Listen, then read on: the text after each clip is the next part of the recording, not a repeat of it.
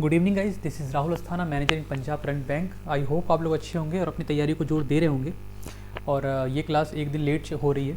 वैसे तो ये क्लास मेरे को कल ही लाना था, लेकिन किन्हीं कारणों से मैं ला नहीं पाया। आज है 22 फरवरी और आज हम डिस्कस करेंगे पिछले 3 या 4 दिनों के फाइनेंशियल अवेयरनेस के क्वेश्चंस के बारे में। तो पहले चलते हैं पहले क्वेश्चन की तरफ। हमारा आज का पहला क्वेश्चन है कि which bank appointed Jaimini Bhagwati in board as additional director. हाल ही में किस बैंक ने जैमिनी भगवती को अपने बोर्ड में एडिशनल डायरेक्ट अपॉइंट किया है? तो उस बैंक का नाम है आईडीएफसी बैंक। उस बैंक का नाम है आईडीएफसी बैंक। आपको पता होगा जब भी कोई कंपनी या कोई बैंक बनता है तो उसमें एक बोर्ड का गठन होता है जिसमें डायरेक्टर होते हैं और मेंबर्स होते हैं। उस कंपनी या उस बैंक को लेके जो भी डिसीजंस होते हैं बोर्ड मीटिंग में ही ली जाती है। ठीक है, तो डायरेक्टर तो होता ही है, उसमें एक एडिशनल डायरेक्टर भी होता है। तो उसी एडिशनल डायरेक्टर यानी कि जैमिनी भगवती को आईडीएफसी बैंक में अपॉइंट किया गया है। आईडीएफसी बैंक का एडिशनल डायरेक्टर किसको बनाया है? जैमिनी भगवती को।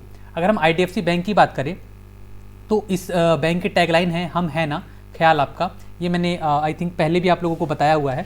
ठीक है, हम है ना ख्याल आपका। और अगर एमडी और सीईओ की बात करें तो वी वैद्यनाथन इसके एमडी और सीईओ हैं। अगर हम जैमिनी भगवती की बात करें तो ये फॉर्मर कह सकते हैं, फॉर्मर आईएफएस अधिकारी रह चुकी हैं इंडियन फॉरेन सर्विस में। और आपको पता ही अगर आईएफएस में आप जाते हो तो आपको जो इंडिया की तरफ से आपको रिप्रेजेंट करने का मौका मिलता है इंडिया को अदर कंट्रीज़ में, तो इन्होंने भी इंडिया को रिप्रेजेंट किया है अदर कंट्रीज़ में। जैसे एक कंट्री है बेल्जियम, लग्जमबर्ग, ये इन 2 कंट्री में रह भी चुकी हैं। आपको पता ही है कि हर जगह भारत का दूतावास होता है। वहाँ के लोग मतलब भारत के लोग अगर किसी कंट्री में रहते हैं तो हर कंट्री में भारत का दूतावास है जहाँ से रिश्ते अच्छे हैं, लगभग हर कंट्री में ही है। तो वहाँ पे एक दूतावास होता है कि इंडियंस को कोई प्रॉब्लम आएंगी तो वो दूतावास में कांटेक्ट कर सकते हैं। तो उसी तरह ये बेल्जियम और लग्जमबर्ग में जो भारतीय दूतावास था वहाँ पे ये वहाँ की दूतावास की हेड रह चुकी हैं। ठीक है, तो ये पूर्व आईएफएस अधिकारी थी। फिलहाल इनको आईडीएफसी बैंक में कमान दे दिया गया है एडिशनल डायरेक्टर का। टैगलाइन आपको मैंने बता ही दिया, हम है ना ख्याल आपका। और अगर एमडी सीईओ की बात करें तो वी वैद्यनाथन इसके एमडी और सीईओ हैं। ठीक है, अगले क्वेश्चन पे चलते हैं। अगला क्वेश्चन है recently which banks non executive director Srikanth Nadamuni resign from his post. हाल ही में किस बैंक के non executive director Srikanth Nadamuni ने अपने पोस्ट से रिजाइन दे दिया? अपने पोस्ट से रिजाइन कर दिया इन्होंने पारिवारिक कारणों का हवाला देते हुए। तो उस बैंक का नाम है एचडीएफसी बैंक। एचडीएफसी बैंक के जो नॉन एग्जीक्यूटिव डायरेक्टर थे श्रीकांत नादामुनि, उन्होंने अपने पोस्ट से रिजाइन दे दिया है। और अगर मैं बात करूँ एचडीएफसी बैंक की तो एचडीएफसी बैंक का बहुत सारे लोगों को फुल फॉर्म नहीं पता होगा। एचडीएफसी बैंक का आप लोगों को फुल फॉर्म नहीं पता होगा। तो एचडीएफसी बैंक का फुल फॉर्म वैसे है housing development and finance corporation limited. ये एचडीएफसी का फुल फॉर्म है, housing development and finance corporation limited. तो एचडीएफसी बैंक के नॉन एग्जीक्यूटिव डायरेक्टर थे श्रीकांत नादामुनि, उन्होंने पोस्ट रिजाइन दे दिया है। एचडीएफसी बैंक की बात करें तो इसकी टैगलाइन है we understand your world. Service के मामले में बहुत अच्छी है। लेंडिंग के मामले अगर प्राइवेट लेंडिंग की बात करें तो टॉप पे ये बैंक है, भारत की सबसे टॉप पे बैंक है लेंडिंग की बात करें तो। और अब मैंने आप लोगों को बताया था कि एनपीए में भी ये टॉप पे चल रही है। किस मामले में? सबसे कम एनपीए के मामले में 1.5% का इसका एनपीए है। ओवरऑल जितना भी ये अमाउंट देता है, जिसको आप लोन कह सकते हो या एडवांस कह सकते हो, दोनों टर्म एक ही है, कंफ्यूज मत होना। अगर कोई बोलता है कि एडवांस कितना है तुम्हारे बैंक का तो उसका मतलब ये पूछ रहा है कि लोन कितना है आपके बैंक का। तो लोन कह लो, एडवांस कर लो। तो मैंने पिछले क्लास में बताया था कि अगर ये 1000 रुपये उधार देता है तो सिर्फ इसके 15 रुपये डूबते हैं। ठीक है, तो बहुत अच्छा चल रहा है, बहुत अच्छा काम कर रहा है मार्केट में ये। ठीक है, सीईओ की बात करें तो शशिधर जगदीशन इसके सीईओ हैं।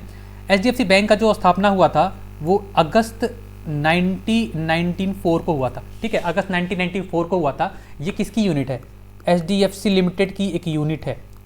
ठीक है, एचडीएफसी लिमिटेड की सबसे पहले स्थापना हुई थी। एचडीएफसी लिमिटेड ने एचडीएफसी बैंक को बनाया। एचडीएफसी बैंक को क्यों बनाया गया था? एचडीएफसी बैंक को बनाया गया था हाउसिंग का लोन देने के लिए। बेसिकली इसी के लिए स्थापना की गई थी कि आप हाउसिंग डेवलपमेंट के क्षेत्र में थोड़ा काम करें। थोड़ा सा आप कहते हैं ना, लोग घर लेना चाहते हैं तो वहाँ पे लोग सोचते भी हैं कि इतने पैसे तो मेरे पास में है नहीं, तो आप उनको फाइनेंस करें। तो एचडीएफसी बैंक इसी इरादे से उतरा था कि जब वो मार्केट में आएगा तो लोगों को हाउसिंग लोन प्रोवाइड करेगा। लेकिन ये हो नहीं पाया, मतलब ये बेसिक बैंकिंग में घुस गए। और बेसिक बैंकिंग में घुसने के बाद इन्होंने बहुत अच्छा काम किया बेसिक बैंकिंग में। मतलब बेसिक बैंकिंग मतलब बैंकिंग में जो जो काम होते हैं उसमें इन्होंने बहुत अच्छा काम किया। तो एचडीएफसी लिमिटेड ने बोला कि चलो ठीक है, अगर तुम अच्छा कर रहे हो तो हम तुमको छेड़ेंगे नहीं। अच्छा कर रहे हो। अगर ख़राब करती तो क्या करती, बंद कर देती, लेकिन चूंकि ये बहुत अच्छा कर रही थी तो इसको छेड़ा नहीं। इसकी जगह पे एक और कंपनी बना दिया HDFC सेल्स।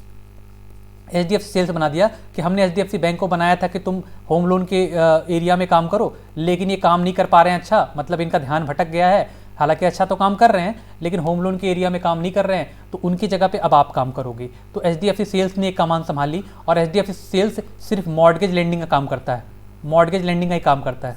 ठीक है, मतलब मॉर्गेज लेंडिंग मतलब अगर आप कोई चीज़ गिरवी रख के लोन ले रहे हो तो ही वो लोन करेगा, उसमें भी बेसिकली ये होम लोन के एरिया में काम करते हैं। होम लोन में क्या क्या आता है, एक तो होम लोन आ जाता है, इसमें आपको अपनी प्रॉपर्टी मॉर्गेज रखनी पड़ेगी। एक आ जाता है लैप, लैप का फुल फॉर्म होता है लोन अगेंस्ट प्रॉपर्टी।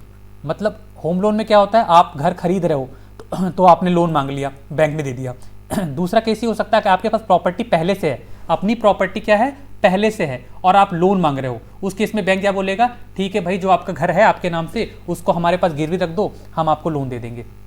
ठीक है, तीसरा क्या हो सकता है, तीसरा हो सकता है कंस्ट्रक्शन लोन। कंस्ट्रक्शन लोन, आपके पास ज़मीन है, आप चाहते हो कि बैंक आपको फंड कर दे और आप उस फंड से जो भी पैसा प्रोवाइड करेगा उससे आप अपना घर बना लो, उस केस में भी बैंक आपको लोन दे देता है। उस केस में बैंक क्या करेगा, आपके जो ज़मीन के पेपर होगा अपने पास रख लेगा और आपको पैसा इकट्ठा नहीं प्रोवाइड करेगा, हो सकता है 4 किस्तों में प्रोवाइड करे, 25% करके वो 4 किस्तों में प्रोवाइड करे। ठीक है, पहला 25% रिलीज़ किया, उसने देखा कि आपने 25% का काम किया कि नहीं किया, तब जाकर दूसरा 25% वो रिलीज़ करेगा। ठीक है, और क्या हो सकता है, मैंने बताया होम लोन हो सकता है, लैप हो सकता है, कंस्ट्रक्शन लोन हो सकता है, और चौथा क्या हो सकता है, चौथा हो सकता है इम्प्रूवमेंट लोन। आपके पास ऑलरेडी घर है, आप सोच रहे हो यार कि ये तो पक्का जो हमारा है फर्श है वो कच्चा है, इसको अगर मैं मार्बल्स लगा लूँ और अच्छा कर लूँ तो उसको इम्प्रूवमेंट लोन बोलते हैं। उसके लिए अगर आप बैंक से लोन लेते हो तो भी आपको बैंक के पास अपनी प्रॉपर्टी के पेपर रखने पड़ेंगे, जैसे ही लोन कंप्लीट होगा वो आपको पेपर रिलीज़ कर देगा। तो बहुत सारे लोन हैं जो कि फिलहाल HDFC सेल्स करता है। हालांकि ऐसा नहीं है कि HDFC सेल्स कर रहा है तो HDFC बैंक नहीं कर रहा है, HDFC बैंक भी कर रहा है, और बेसिकली दोनों काम किसके लिए करते हैं, HDFC लिमिटेड के लिए करते हैं। ठीक है, तो कंपटीशन इन दोनों में भी होता है, HDFC बैंक में भी और HDFC सेल्स में भी कंपटीशन होता है। ठीक है, तो अभी इसके जो नॉन एग्जीक्यूटिव डायरेक्टर थे श्रीकांत नादामुनि, उन्होंने अपने पोस्ट से रिजाइन दे दिया है अपने पारिवारिक कारणों का हवाला देते हुए। ठीक है, तो टैगलाइन मैंने बता ही दिया, we understand your world. CEO हैं शशिधर जगदीशन जी। चलते हैं अगले क्वेश्चन की तरफ। अगला क्वेश्चन है, which bank announced subscription of IRDCL shares. हाल ही में किस बैंक ने IRDCL में अपने शेयर्स खरीदे हैं, मतलब अपने कंपनी के शेयर्स खरीदे हैं, उस कंपनी के शेयर खरीदे हैं बेसिकली अपने नाम से। तो उन दो बैंकों का नाम है केनरा बैंक और बैंक ऑफ बड़ौदा। इन दोनों ने IRDCL में शेयर खरीद लिए हैं। IRDCL का मैंने बता रखा है आप लोगों को, शायद आप लोगों को याद नहीं होगा, फिर से बता देता हूँ, कोई दिक्कत नहीं है। जब भी कोई लोन हम किसी को देते हैं, जैसे मान लो हमने A को लोन दिया 1 करोड़ का और ये NPA हो गया। NPA का भी क्राइटेरिया मैंने बता रखा है, SMA 0, SMA 1, SMA 2 याद होगा आप लोगों को, और 30 दिन का 90 डेज़ का वो जो पीरियड बता रखा था याद होगा आप लोगों को। हमने A को कोई लोन दे रखा है और ये A जो है लोन रिपेमेंट नहीं कर पाता है, किसी कारणों से ये दे नहीं पाता है और NPA हो जाता है। अब बैंक क्या करेगा, उस प्रॉपर्टी को अपने पास तो रखेगा नहीं, उससे उसको कोई फ़ायदा नहीं होगा, तो वो किसको दे देता है, वो दे देता है NARCL को दे देता है। NARCL मतलब national asset reconstruction, national assets reconstruction company limited. इसको बेच देता है, ये खरीद लेता है। ये क्या कर देता है, इस बैंक को पेमेंट कर देता है कि इतने पैसे ले लो और ये प्रॉपर्टी हमको दे दो। बैंक ने इसको दे दिया, बैंक को पैसा मिल गया। NARCL ने क्या किया, इस प्रॉपर्टी को, अब NARCL क्या करेगा, खरीद के तो रखेगा नहीं, ये भी ये क्या करता है IRDCL को देता है, IRDCL को देता है, जिसका पूरा नाम होता है इंडियन डेप्ट रिजोल्यूशन कंपनी लिमिटेड। ठीक है, NARCL ने खरीदा प्रॉपर्टी को खरीदने के बाद वो क्या करता है, IRDCL को देता है। अब IRDCL क्या करता है, IRDCL उस प्रॉपर्टी में इंप्रूवमेंट करना होता है तो इंप्रूवमेंट करता है, जो भी करना होता है वो करेगा, और उस प्रॉपर्टी को बेचने के लिए मार्केट की तलाश करता है, और मार्केट जैसे ही मिलता है उस प्रॉपर्टी को बेच देता है। ठीक है, तो इसमें तीनों का फायदा हो गया, बैंक को अपने पैसे मिल गए, national assets reconstruction company limited को भी पैसे मिले हैं बिचौलिया बनने की वजह से, और IRDCL को तो पैसे मिले ही मिले हैं। फायदा क्या होता है, अब जैसे मान लो 1 करोड़ का लोन है, 1 करोड़ का सपोज 1 करोड़ की प्रॉपर्टी है, 1 करोड़ की प्रॉपर्टी है, बैंक ने कहा कि 50 लाख ही हमने लोन दे रखा है, 50 लाख अगर NARCL ने दे दिया बैंक को, तो बैंक वो प्रॉपर्टी किसको दे देगा, NARCL को दे देगा। अब NARCL क्या करेगा, इस प्रॉपर्टी को आगे बेचेगा। अब जब IRDCL उस प्रॉपर्टी में थोड़ा बहुत मॉडिफिकेशन करेगा, वैल्यू तो उसको 1 करोड़ थी और थोड़ा सा मॉडिफिकेशन भी किया है, तो जब इसकी नीलामी होगी या इसको कोई खरीदेगा तो क्या 50 लाख पे थोड़ा ना बेचेगा, वो तो अपना भी कॉस्ट जोड़ेगा ना IRDCL। तो सोचो 1 करोड़ और प्लस जो इंप्रूवमेंट कराया है, उस मॉडिफिकेशन कराया उस प्रॉपर्टी में, तो वो उस प्राइस पे बेचेगा, तो तीनों का फायदा है। इसीलिए IRDCL को बनाया गया था। तो फिलहाल IRDCL कंपनी में केनरा बैंक और बैंक ऑफ बड़ौदा ने शेयर खरीद लिए हैं। 1 मिनट में इसको मिटा लूँ फिर बताता हूँ।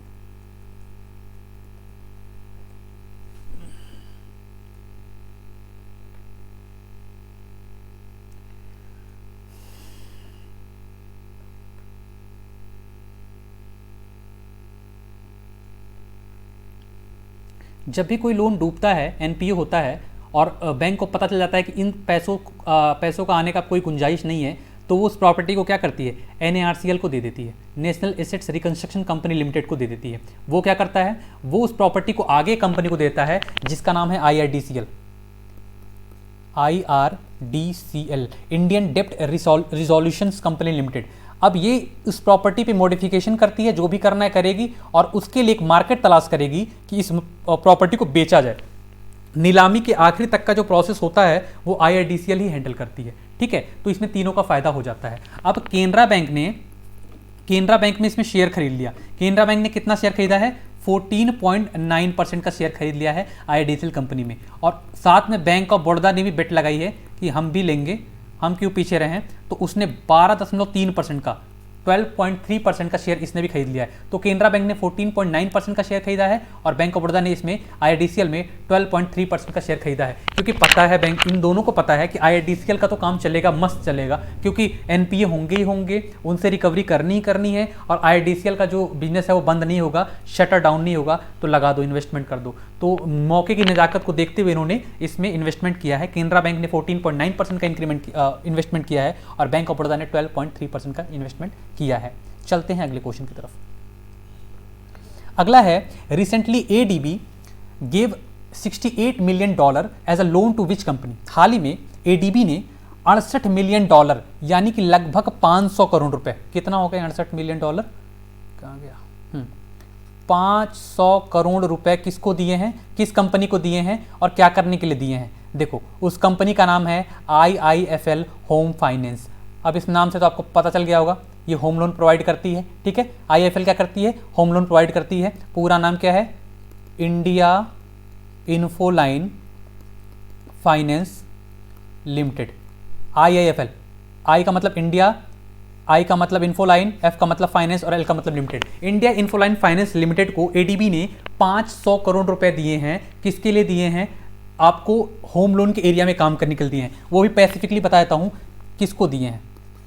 जो लोअर इनकम ग्रेड है, लोअर इनकम जो है ग्रेड वाले जो लोग हैं, कौन से लोग, वोमेन, सिर्फ वोमेन। जो लोअर इनकम ग्रेड वाली औरतें हैं, जो मतलब छोटे मोटे काम करती हैं, जिनके पास कह सकते हैं ITR नहीं है, या जिनके पास वो प्रॉपर डॉक्यूमेंट्स नहीं है जो वो शो कर पाएँ। बैंक को जब आप लोन लेने जाओगे तो बैंक बहुत सारे डॉक्यूमेंट्स मांगता है, दिमाग खराब हो जाता है। लेकिन इसने जो ADB ने लोन दिया है वो ये कह रहा है कि आप उन लोगों को लोन दो जिनकी इनकम कम है, और बेसिकली उन लोगों में भी सिर्फ औरतों को, किसको, उन लोगों में भी औरतों को, किस चीज़ के लिए, अफोर्डेबल ग्रीन हाउसिंग या हाउस कह लें, खरीदने के लिए। अफोर्डेबल क्या होता है, अफोर्डेबल मतलब क्या होता है, हम इसको कह सकते हैं LIG flats. LIG flat lower income group वाले बता रखे मैंने, लोअर इनकम ग्रुप वाले जो फ्लैट होते हैं, 2 BHK कह ले इसको, वो खरीदने के लिए। आप अगर शहरों में जाओगे, गुड़गांव, दिल्ली, नोएडा जाओगे, तो वहाँ पे अफोर्डेबल हाउसिंग मिलते हैं। सबका सपना होता है अपना घर बनाने का, ठीक है। तो जो भी है, जो भी अर्निंग कर रहा है, वो सोचता है कि घर ले लूँ।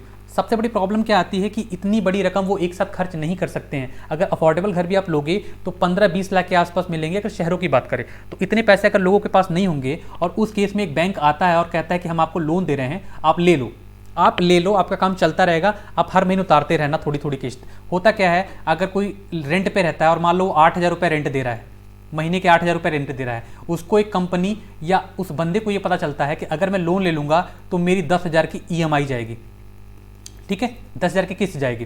तो वो ये सोचेगा कि यार 8,000 रुपये में किराया दे रहा हूँ, फिर भी जब तक दे रहा हूँ तब तक ही इस पे हक है मेरा, हक इन द सेंस कि रह सकता हूँ। लेकिन अगर मैं 2,000 ज़्यादा पे करूँ तो मान लो मैंने 15 साल का लोन लिया है, तो 15 साल ही मेरे को ये कष्ट सहना पड़ेगा और 15 साल के बाद ये घर पूरा मेरा हो जाएगा, पैसे भी नहीं देने पड़ेंगे। तो लोग क्या करते हैं, लोग सोचते हैं कि चल ले ही लेते हैं, ठीक है। तो आजकल तो मैक्सिमम जिन लोगों के पास में पैसे भी है ना, वो भी पैसे नहीं खर्च करना चाहते हैं। इसके दो रीज़न है। पहला रीज़न क्या है, लीगल चेक। ये मिटा देता हूँ पहले। देखो आजकल जिनके पास पैसे भी ना, अगर आपके पास पैसे, आपके फादर के पास पैसे हैं, तो अगर उनसे बात करोगे और थोड़े से वो समझदार हैं तो भी वो लोन ही लेंगे। पहला होता है लीगल चेक। जब भी कोई घर खरीदता है ना, तो सबसे पहले डाउट उसके मन में आता है कि यार ये प्रॉपर्टी सही है कि नहीं सही है, पता नहीं यार कहीं कोई फर्जीवाड़ा ना हो जाए, कहीं को लोग मेरे को लूट ना ले। तो सबसे पहले मैंने बड़े बड़े ऐसे लोगों को देखा है जिन्होंने 2-2, 2.5 करोड़ की प्रॉपर्टी ली है, लोन कितना कराया है, 10 लाख। यार जो 1 करोड़ 90 लाख पे कर सकता है, 1 करोड़ 90 लाख पे कर सकता है, क्या वो 10 लाख और नहीं पे कर सकता? कर सकता है। लेकिन इसमें उसका क्या फ़ायदा होता है, जब भी आप बैंक से लोन लोगे ना, तो बैंक सबसे पहला काम क्या करेगा, आपका जो प्रॉपर्टी का डॉक्यूमेंट होगा उसकी फोटो कॉपी मांगेगा आपसे और अपने पैनल लॉयर के पास भेज देगा। पैनल लॉयर मतलब उनके पैनल लॉयर होंगे, 8-10 पैनल लॉयर होते हैं, वो उस बैंक के लिए काम करते हैं। उससे क्या होता है, बैंक भी पैनल लॉयर को हायर करता है कि उसको पता है कि अगर मैं कस्टमर को दे दूंगा कि आ जाओ आप अपने लॉयर को लेके आओ, तो कुछ भी किसी भी लॉयर को दे देंगे और वो लॉयर भी घपलेबाजी कर सकता है, तो अपने पैनल लॉयर को देते हैं। लॉयर ने लीगल रिपोर्ट चेक की, ओके कर दिया कि भाई हमने इसके टाइटल डीड चेक की, टाइटल डीड हमने पूरे इस प्रॉपर्टी की पिछले जितने भी ओनर थे हमने चेक किया, हाँ जी लास्ट ओनर वही है जिससे कस्टमर प्रॉपर्टी खरीद रहा है। क्या हो गया, प्रॉपर्टी चेक हो गई, कस्टमर के मन में भी संतोष आ गया कि हाँ यार प्रॉपर्टी तो सही है। अब कस्टमर को भी पता है कि बैंक, चल मान ले बैंक गलती कर भी देगा, लेकिन बैंक को भी पता है कि अगर हम गलती करेंगे तो कल कोई पैसा डूबेगा हमारा ही। तो लीगल चेक क्या है, एक तो ये सिक्योरिटी मिल जाती है, दूसरा टैक्स रिबेट। टैक्स रिबेट आपको पता है कि जैसे ही आप एक 5 लाख से ऊपर जाते हो, 5 लाख से ऊपर जाते हो तो टैक्स लगना शुरू हो जाता है और हर कोई टैक्स से बचना चाहता है। उसके लिए क्या करेगा, वो इंश्योरेंस लेगा, ठीक है, PPF अकाउंट खोलेगा, म्यूचुअल फंड करा लेगा, बहुत सारी भसड़बाजी है। तो कस्टमर सोचता है यार कि इससे बढ़िया मैं ना लोन ले लेता हूँ। लोन से क्या होता है, जब आप लोन लोगे ना तो आपको बैंक हर साल वो देगा, टैक्स सर्टिफिकेट देगा, टैक्स सर्टिफिकेट देगा जिसमें लिखा होगा कि आपने कितना इंटरेस्ट पे किया है, उस इंटरेस्ट के बिहाफ पे आप ITR फिल करोगे और आपको रिबेट मिल जाएगी। तो दो एक सॉलिड रीजन है जिससे कि लोन के लिए लोग आज कल ज़्यादा उतारू हैं, मतलब लेना चाहते हैं। वैसे तो एक रीज़न है कि लोगों के पास इतने पैसे नहीं हैं, लेकिन जिनके पास में है वो भी 2 कारण जो मैंने मेन बताए उसकी वजह से वो लोन लेना चाहते हैं, ठीक है। तो IIFL फाइनेंस, होम फाइनेंस को अभी ADB ने लगभग 500 करोड़ रुपए दिए हैं एज अ लोन कि आप जो मिडिल इनकम ग्रुप है या लोअर इनकम ग्रुप है वोमेन वाला, उसमें आप फंडिंग करो उनको। ADB की बात करें तो एशियन डेवलपमेंट बैंक इसका पूरा नाम है, एशियन डेवलपमेंट बैंक पूरा नाम है। जब इसकी स्थापना हुई थी तो इसीलिए हुई थी कि एशिया में जितने भी देश हैं उनमें बहुत सारे कंट्रीज़ में पॉवर्टी है, बहुत सारे कंट्रीज़ में हेल्थ इंफ्रास्ट्रक्चर सही नहीं है, एजुकेशन सही नहीं है। तो उन कंट्रीज़ को सही करने के लिए उनकी मतलब ना कहते हैं उनको नीचे से उठाने के लिए इन्होंने लोन देना शुरू किया कि उनकी मदद करेंगे। तो क्या है, पहले तो जब ये शुरू हुआ था तो ये सिर्फ एशिया के लिए काम करता था, लेकिन आज एशिया के बाहर के देश भी इसके मेंबर हैं। अब ये सिर्फ एशिया में काम नहीं करती है, और देश जो इसके मेंबर हैं उनको भी लोन देती है। तो उसी बैंक ने अभी फिलहाल भारत के कंपनी को, यानी कि जिसका नाम है इंडिया इन्फोलाइन फाइनेंस लिमिटेड, उसको कितना दिया है, 500 करोड़ यानी लगभग $68 मिलियन दिया है। किसके लिए, जो लोअर इनकम वोमेन ग्रुप है उसको लोन देने के लिए। और उस मतलब उनको किस चीज़ के लिए, जो हमारा अफोर्डेबल ग्रीन हाउस है, जो प्रोजेक्ट चलते हैं बड़े बड़े शहरों में, उसमें अगर वो घर खरीदते हैं तो IIFL उनको फंड करेगा। और वो फंड कहाँ से उनको मिलेगा, ADB उनको ऐसे लोन दे रहा है, ठीक है। समझ में आ गया होगा। चलते हैं अगले क्वेश्चन की तरफ। Which bank has tied up with Hero MotoCorp for 2-व्हीलर फाइनेंसिंग। हाल ही में किस बैंक ने हीरो मोटर कॉर्प के साथ एक समझौता किया है, किस चीज़ के लिए, 2-व्हीलर फाइनेंसिंग। आप एक मोबाइल खरीदने जाते हो, मोबाइल खरीदने जाते हो, मोबाइल ही खरीद मान लेते हैं, और आपने कोई मोबाइल देखा जिसकी कॉस्ट है 20,000 और आपके पास है 10,000, तो वो बोलता है दुकानदार कोई दिक्कत नहीं, हम फाइनेंस फैसिलिटी पे प्रोवाइड करते हैं, फाइनेंस फैसिलिटी पे प्रोवाइड करते हैं, मतलब आप 10 ही पे करो, बाकी 10 का हम आपका लोन कर दे रहे हैं, आप ले लेना। सब कुछ होता है जिसको कंज्यूमर लोन बोलते हैं। अगर आप जितने भी जैसे फ्रिज है, एसी है, टीवी है, गाड़ी है, गाड़ी को नहीं, फ्रिज, एसी, टीवी, ये सब चीज़ें आप खरीदते तो कंज्यूमर लोन बोलते हैं, ठीक है। तो उसी तरह आप बाइक भी खरीदने जाते हो तो हो सकता है कि आपके पास 80,000 रुपये ना हो, तो आप क्या बोलता है, वो एजेंसी वाला बोलता है कोई नहीं, हम फाइनेंस करा देंगे, फाइनेंस करा देंगे, उनके पास बैंक के बंदे बैठे हो तो फाइनेंस करा देंगे। उसी फाइनेंस के तहत हीरो मोटोकॉर्प और उज्जीवन स्मॉल फाइनेंस बैंक ने एक करार किया है कि अब हीरो मोटोकॉर्प की जितनी भी एजेंसियां हैं वहां पे जो भी लोन होंगे वो किसके थ्रू होंगे, उज्जीवन स्मॉल फाइनेंस बैंक के थ्रू होंगे, ठीक है। अगर अब हीरो मोटोकॉर्प को कोई भी, हीरो के कोई भी प्रोडक्ट, कोई भी बाइक लेने का कस्टमर आता है और उसका लोन होता है, फाइनेंस करते हैं हम, तो किसके थ्रू करेंगे, उज्जीवन स्मॉल फाइनेंस बैंक के थ्रू करेंगे। अगर उज्जीवन स्मॉल फाइनेंस बैंक की बात करूं तो इनका हेड ऑफिस कहां पे है, बेंगलुरु में। टैगलाइन है we believe in your belief. और अगर मैं इसकी इस्टेब्लिशमेंट की बात करूँ, स्थापना कब हुई थी, तो 1 फरवरी 2017 को हुई थी, 2017 को हुई थी। अब इसमें दो चीज़ें हैं, देखो हीरो मोटोकॉर्प क्या है ना, वर्ल्ड का सबसे बड़ा मैन्युफैक्चरर है, किसका, मोटरसाइकिल और स्कूटर का, वर्ल्ड का सबसे बड़ा मैन्युफैक्चरर है, मतलब सबसे ज़्यादा बाइक और स्कूटर कहाँ बनते हैं, कौन कंपनी बनाता है, हीरो मोटोकॉर्प, ठीक है। अब एक चीज़ और जो बेनिफिट दिया जाएगा वो होगा 100% LTV का। स्मॉल फाइनेंस बैंक ने बोला है, उज्जीवन स्मॉल फाइनेंस बैंक का, कि हम 100% LTV देंगे, और ये बहुत बड़ी बात है। LTV समझने के लिए थोड़ा सा इसको मिटाता हूं मैं, पहले LTV बताता हूं क्या होता है। शिट, हाँ देखो LTV क्या होता है, एक मिनट,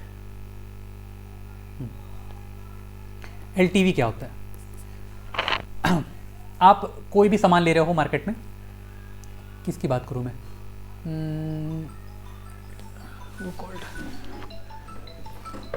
एक मिनट, हाँ, अगर आप कोई भी सामान लेते हो तो कोई भी बैंक आपको 100% LTV नहीं देता है। LTV का मतलब क्या होता है, LTV का फुल फॉर्म होता है लोन टू वैल्यू, याद रखना, क्योंकि एग्जाम में अगर पूछते हैं, बहुत सारे बैंकिंग टर्म्स भी पूछते हैं, तो ये हो सकता है। LTV का फुल फॉर्म होता है लोन टू वैल्यू।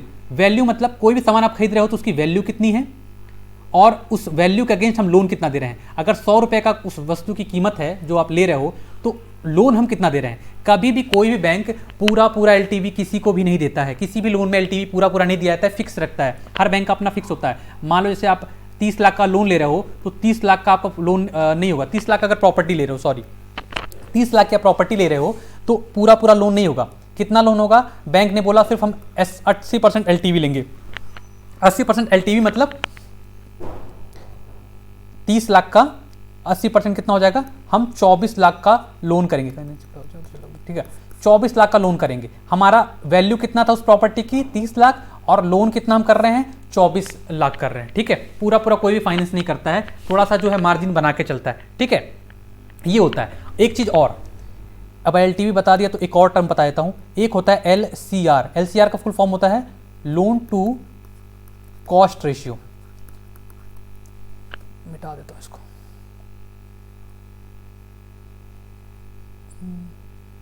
देखो दो चीजें हैं, एक है LTV, एक है LTV जिसका फुल फॉर्म होता है लोन टू वैल्यू, एक होता है LCR loan to cost ratio. ये शायद आपको समझ में ना आए, मैं कोशिश करूंगा कि बेहतर तरीके से आपको वो समझा पाऊँ, थोड़ा ध्यान देना। देखो दोनों में ज़्यादा कोई अंतर नहीं है। LTV का मतलब होता है लोन टू वैल्यू और LCR का मतलब होता है लोन टू कॉस्ट रेशियो। दोनों में अंतर क्या है, आप एक घर ले रहे हो, आप एक घर ले रहे हो, ठीक है। अब जिन लोगों ने घर लिया है या जिनके फैमिली में लोगों ने घर लिया है, उनको पता होगा कि अगर इस घर की कीमत 1 करोड़ है तो रजिस्ट्री कभी भी 1 करोड़ की नहीं होती है। रजिस्ट्री कभी भी 1 करोड़ की नहीं होगी। अगर इस प्रॉपर्टी की मार्केट वैल्यू 1 करोड़ है, आप खरीद रहे हो 1 करोड़ में, तो उसकी रजिस्ट्री हमेशा कम में करते हो। किस वजह से? क्योंकि आपको स्टैंप ड्यूटी पे करना पड़ता है, आप उस स्टैंप ड्यूटी से बचना चाहते हो। अगर आप 1 करोड़ के हिसाब से रजिस्ट्री कराओगे और मान लो 5% का स्टैंप ड्यूटी लग रहा है तो 5 लाख आपको पे करना पड़ेगा। आपने क्या किया, आपने सर्कल रेट देखा, हर प्रॉपर्टी का हर जगह का एक सर्कल रेट होता है, आपने देखा सर्कल रेट कम चल रहा है तो आपने 50 लाख की ही रजिस्ट्री करा ली। यानी जितनी की रजिस्ट्री कराओगे उतने के हिसाब से आपको स्टैंप ड्यूटी पे करनी पड़ेगी। यानी कि 50 लाख का 5% 2.5 लाख पे करना पड़ेगा, स्टैंप ड्यूटी गवर्नमेंट को देना पड़ेगा। पहले अगर आप 1 करोड़ की कराते तो आपको 5 लाख देना पड़ता, अगर आप 50 लाख की करा रहे हो तो आप 2.5 लाख पे कर रहे हो। तो कौन क्या करोगे, 1 करोड़ की कराओगे या 50 लाख की कराओगे? आप सर्कल रेट पे कराओगे ना, जो वहाँ का सर्कल रेट चल रहा है, गवर्नमेंट रेट चल रहा है। गवर्नमेंट का रेट हमेशा कम ही होता है, आप लोगों को पता होगा, गवर्नमेंट हर चीज़ का वैल्यू कम ही लगाती है। तो गवर्नमेंट के हिसाब से उसकी प्रॉपर्टी की वैल्यू 50 लाख है और मार्केट वैल्यू 1 करोड़ है। ले आप 1 करोड़ में रहो, क्योंकि जो बेचेगा वो तो मार्केट वैल्यू के हिसाब से पैसे लेगा। आपने 1 करोड़ की प्रॉपर्टी ली लेकिन आपने लोन 50 लाख का लिया। 1 करोड़ का जितना हम लोन देते हैं उसको हम बोलते हैं लोन टू वैल्यू, और 50 लाख के हिसाब से अगर हम जो लोन देंगे उसको हम बोलेंगे loan to cost ratio. Value इस प्रॉपर्टी की जो है उसके अगेंस्ट हम लोन दे रहे हैं तो लोन टू वैल्यू। अगर हम रजिस्ट्री के हिसाब से दे रहे हैं कि रजिस्ट्री कितनी की हुई है, आप कितने में ले रहे हो हमें नहीं मतलब है, उसको हम बोलते हैं लोन टू कॉस्ट रेशियो। ठीक है, लोन टू कॉस्ट, आपका कॉस्ट कितना आ रहा है? एग्रीमेंट 50 लाख का हुआ है, मैं कह रहा हूं 50 करोड़ में लो, मेरे को घंटा नहीं फर्क पड़ता। अगर आप 50 लाख का ले रहे हो तो मैं लोन LCR के हिसाब से दूंगा। 50 लाख का मान लो मैंने 80% फिक्स किया हुआ तो 40 लाख ही दूंगा। अगला बोलेगा नहीं जी तुम 50 करोड़ का ले रहे हो तो कराओ रजिस्ट्री 50 करोड़ की, स्टैंप ड्यूटी पे करो। आप जितने की आप रजिस्ट्री कराओगे उस हिसाब से अगर आप लोन देते हो तो बोले जाते हैं LCR, loan to cost ratio. और अगर मार्केट वैल्यू को देख के लोन दे रहे हैं आप कि मार्केट वैल्यू क्या एग्जैक्टली, आप रजिस्ट्री कितनी भी करा रहे हो मेरे को नहीं फर्क पड़ता, मैं मार्केट वैल्यू एनालाइज करवाऊंगा, अपने बंदे को भेजूंगा, उस हिसाब से अगर हम लोन दे रहे हैं तो that is called LTV, loan to value. उम्मीद करता हूं समझ में आ गया होगा। अब यहां पे क्या है, उज्जीवन स्मॉल फाइनेंस बैंक ने, एक मिनट,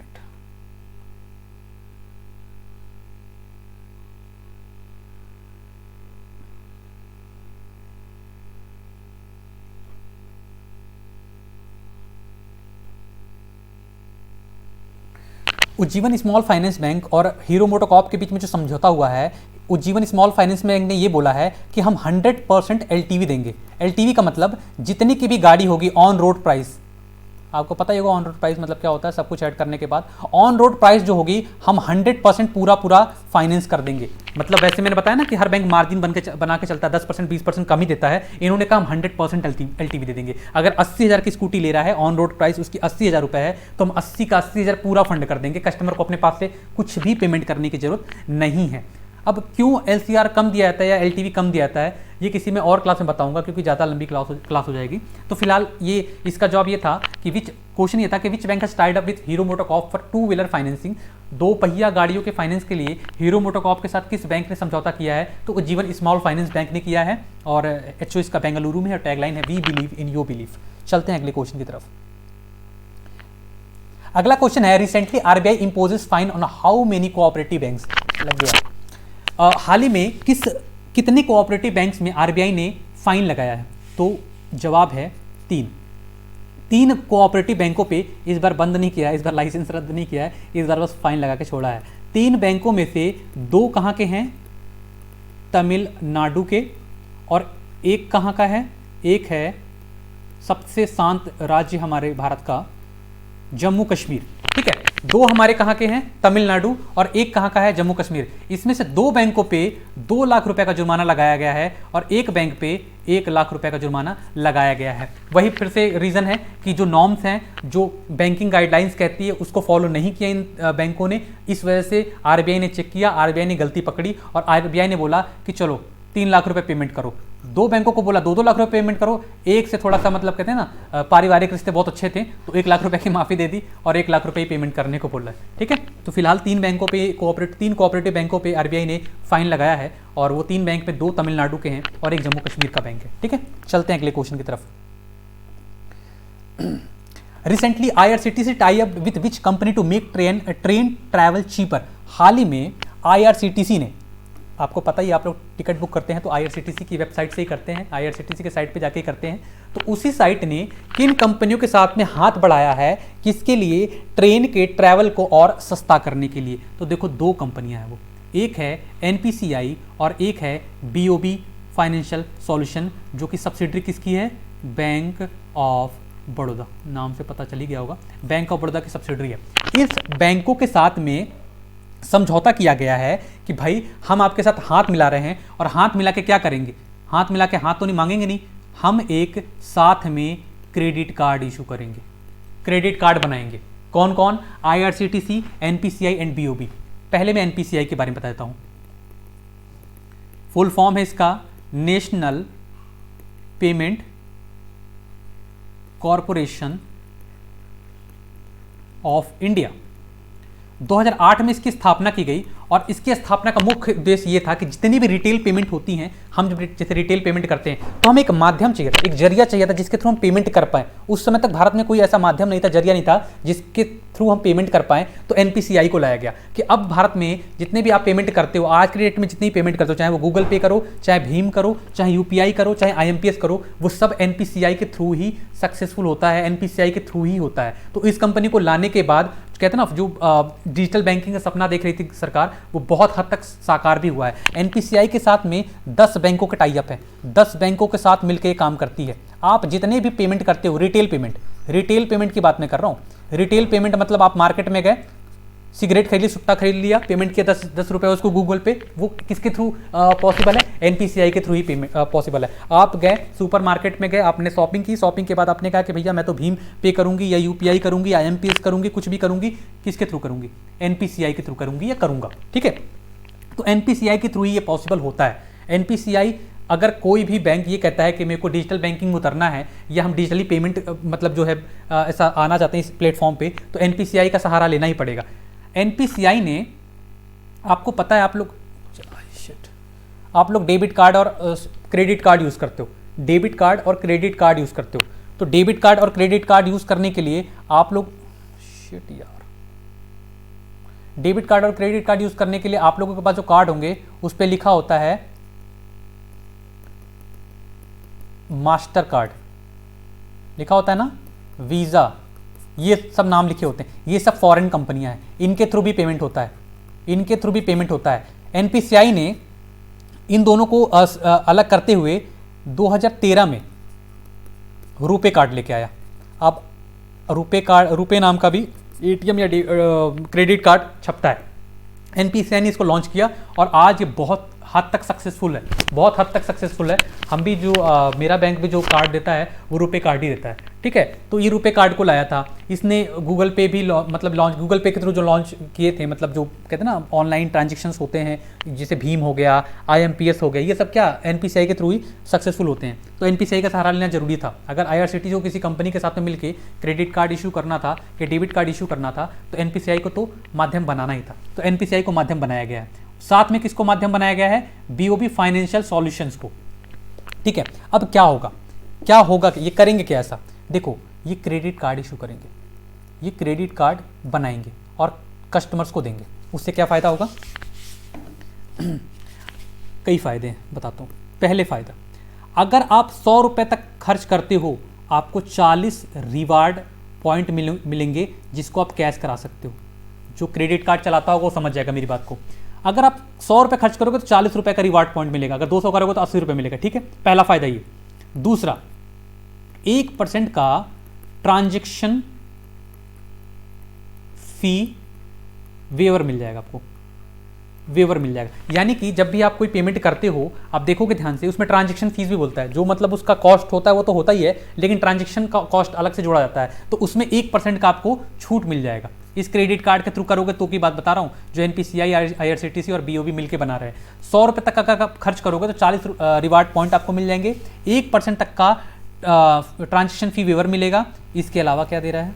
इसके अलावा अगर 45 दिनों के अंदर, उस कार्ड को लेने के बाद 45 दिनों के अंदर कस्टमर 1000 या उससे ज़्यादा की पेमेंट करता है, तो उसको 1000 तक का एक्स्ट्रा मिलेगा reward point, extra reward point मिलेगा, ठीक है। ये वाला तो है ही है, 100 खर्च करने पे 40 तो मिल ही रहे हैं। उसके अलावा अगर 45 दिनों के अंदर आप 1000 रुपये या उससे ज़्यादा खर्च करते हो तो आपको 1000 तक का रिवॉर्ड पॉइंट मिलेगा, ठीक है।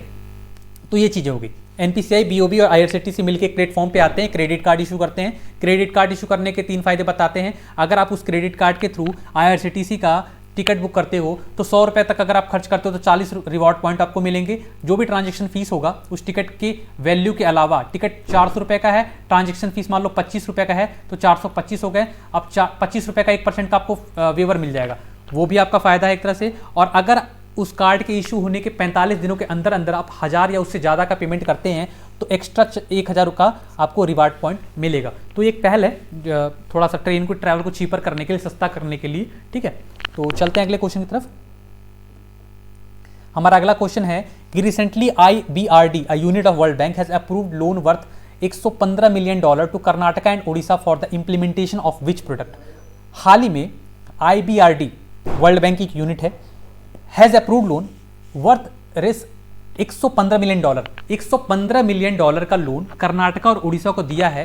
किस प्रोजेक्ट को इंप्लीमेंट करने के लिए, किस प्रोजेक्ट को लागू करने के लिए? उस प्रोजेक्ट का नाम है रिवॉर्ड। उस प्रोजेक्ट का नाम है रिवॉर्ड। फुल फॉर्म की बात करूं, रेजुवेनेटिंग ऐसे नाम होते हैं, रेजुवेनेटिंग वाटरशेड्स फॉर एग्रीकल्चरल हटा देता इसको, rejuvenating watersheds for agriculture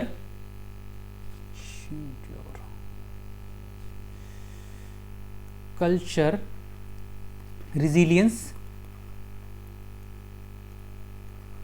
through development. इसका पूरा नाम है रिवॉर्ड का, rejuvenating watersheds for agriculture resilience through development, इसका पूरा नाम है। ये है क्या प्रोजेक्ट है, ये प्रोजेक्ट कैसे काम करती है ये बताता हूँ। वाटरशेड्स क्या होते हैं ये बताता हूँ, समझ जाओगे फिर उसका मतलब। आपको पता ही है कि बरसात में पानी गिरता है, मतलब बारिश होती है। आपको ये भी पता है कि हमारे भारत में कृषि प्रधान देश है, खेती ज़्यादा होती है। तो उस खेती पे क्या होता है, जो किसान होता है वो बारिश के पानी पे ही डिपेंड होता है, क्योंकि ज़मीन से पानी जितने निकलते हैं उससे इनफ नहीं होता है उनकी सिंचाई करना, और जितने भी पानी जरूरत होती है वो पूरा नहीं होता। तो बारिश का पानी सबसे इंपॉर्टेंट होता है, बारिश का पानी सबसे इंपॉर्टेंट होता है। अब बारिश का पानी एक ही दिन मान लो गिरा, अब इतने सारे मतलब पूरे गाँव में बारिश हो रही है, मान लो ये पूरा गाँव है, इतने में मान लो आबादी रहती है, इतने में लोगों ने घर बना के रखा और ये खेत हैं, बारिश हो रही तो यहाँ पूरा हो रही है ना।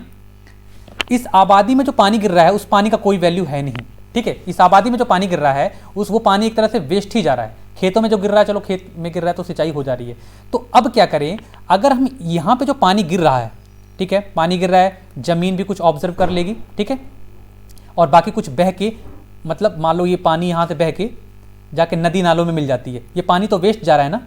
इस पानी को अगर हम रोक लें और हम क्या कर ले, स्टोर कर ले, तो इस पानी को यूज हम कहाँ कर सकते हैं, खेत में कर सकते हैं। That is called watershed. यहाँ पे हमने डैम बना दिया, यहाँ पे डैम बना दिया, इस पानी को रोक लिया और इस पानी को इन खेतों में बाद में हमने अगर जरूरत पड़ी तो हमने डाल दिया, ठीक है। तो उस पानी का क्या हुआ, यूज हुआ ना। अगर हम यूज नहीं करते तो पानी बह के चला जाता, नदी नालों में मिल जाता। तो इसको अगर हम रोकते हैं तो रोकने के कई तरीके हो सकते हैं। डैम बना सकते हैं, क्या बना सकते हैं, डैम बना सकते हैं। बनाने के लिए पैसा कहाँ से आएगा, उसी के लिए तो दे रहा है, उसी के लिए तो IBRD दे रहा है। अब IBRD क्या है, वर्ल्ड बैंक क्या है, इसका मैं एक अलग से टॉपिक लाने वाला हूँ 1-2 दिन में, शायद कल या परसों, बहुत बेहतर तरीके से समझाऊंगा। उम्मीद करूंगा उसके बाद पे ये क्वेश्चन भी आपको समझ में आ जाएगा। फिलहाल मैं बस इतना बता रहा हूँ कि एक IBRD एक संस्था है जो कि वर्ल्ड बैंक की एक यूनिट है, वो उसने कर्नाटका और उड़ीसा को लोन दिया है $115 मिलियन का वाटरशेड्स के लिए। उस प्रोजेक्ट का नाम है रिवॉर्ड, शॉर्ट फॉर्म में रिवॉर्ड बोलते हैं। वाटरशेड्स क्या है ये भी मैंने आपको समझा दिया। उम्मीद करता हूँ आपका डाउट क्लियर हो चुका होगा। चलते हैं अगले क्वेश्चन की तरफ। हमारा अगला क्वेश्चन है, TransUnion CIBIL has partnered with which Indian body recently for a nationwide MSME consumer education programme. हाल ही में ट्रांस यूनियन सिविल ने किस कंपनी के साथ में, किस संस्था के साथ में मिलके MSME कंज्यूमर एजुकेशन को बढ़ावा देने के लिए एक प्रोग्राम बनाया। क्या है MSME, क्या है SIDBI, क्या है सिविल, बताता हूँ। सबसे पहले उस क्वेश्चन का जवाब है SIDBI।